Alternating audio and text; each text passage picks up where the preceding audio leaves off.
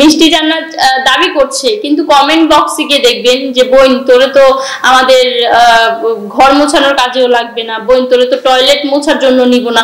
এগুলো কয়দিন আসবে যাবে, আসবে যাবে। এই সুমাইয়া রিমু সবসময় থাকবে, সবসময় ট্রেন্ডিং এ থাকবে, সবসময় সিনেমায় থাকবে।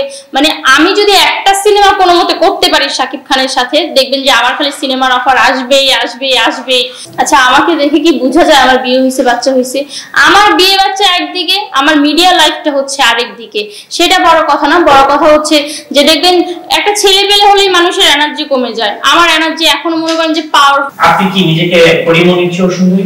হ্যাঁ, আমি এখন পরিমণির থেকে অনেক সুন্দর, আর পরিমণির থেকে দেখতেও আকর্ষণীয়। আমার যে ফিগার প্লাস হচ্ছে ফিটনেস, এগুলো থেকে আমি এখন পরিমণির থেকে পারফেক্ট। পরিমণি আগে সুন্দর ছিল, আগে দেখতেও ভালো ছিল, তার ফিটনেস ছিল, বাট এখন নাই। এখন সে হচ্ছে মিডিয়া জগতে রাজ করতে পারবে না, এখন মিডিয়া জগতে রাজ করবে এই সুমাইয়া রিমু।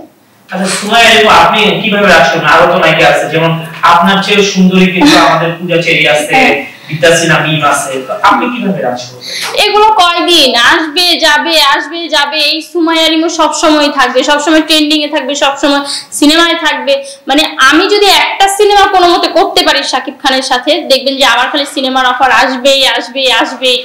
মানে আমাকে দিয়ে সিনেমা করানোর জন্য হচ্ছে হলিউড থেকে ডাক পড়ে যাবে যে এই মেয়েটাকে আমার দরকার, এই মেয়েটাকে দিয়ে সিনেমা করাতে চাই। দেখবেন যে মানুষ তখন মানে ডলার দিতেছে আমাদের দেশকে, যে এই নায়িকাকে লাগবে, এই নায়িকাকে তো পাচ্ছি না কোথাও, এই নায়িকা তো আমাদের দেশে তো এত সুন্দর নায়িকা নেই।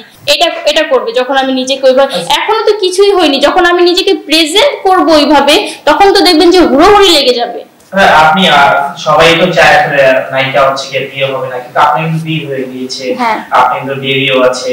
সব নায়করাই চায়, সব পরিচালকরাই চায় যে সে তার বিয়ে না, কিন্তু আপনি এখানে বিয়ে হয়ে গেছে, একটা বাচ্চা আছে, তারপরও আপনি আরো নিজেকে সুন্দরী দাবি করছেন কেন?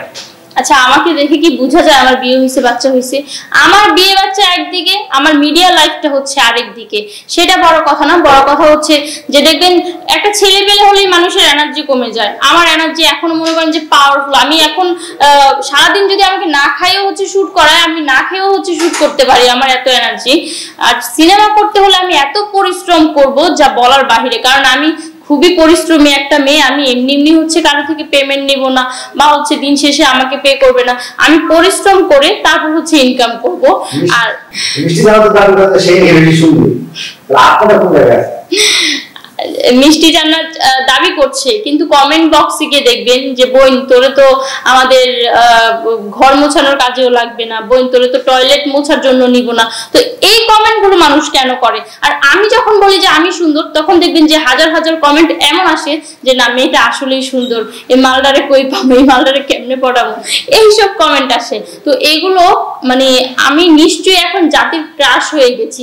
ইভেন হচ্ছে অনেকে এখনো মেসেঞ্জারে লিখে যে আপনি তো জাতির ক্রাশ হয়ে গেছেন, আপনি তো জাতির ক্রাশ, আপনাকে পেতে হবে, এটা সেটা। তখন আমার আরো ভালো লাগে। আচ্ছা, আপনি বলেছেন আপনার অনেক অনেক এনার্জি, আপনি কতক্ষণ শুটিং করতে পারেন? আমি হচ্ছে কালকে শুটে গেছিলাম সকাল 6টা বাজে, শুট শেষ হলো 3টা বাজে। 3টা বাজে শুট শেষ করে খাওয়া দাওয়া মনে হয় 5 মিনিটে খাওয়া দাওয়া করলাম, কাপড় চাপড় গুছাই আবার আজকে চলে আসলাম শুট করতে। মানে আমার এতই এনার্জি। আমার জায়গায় যদি অন্য কোনো মেয়ে থাকতো, আমার মনে হয় না যে এত এনার্জি থাকতো।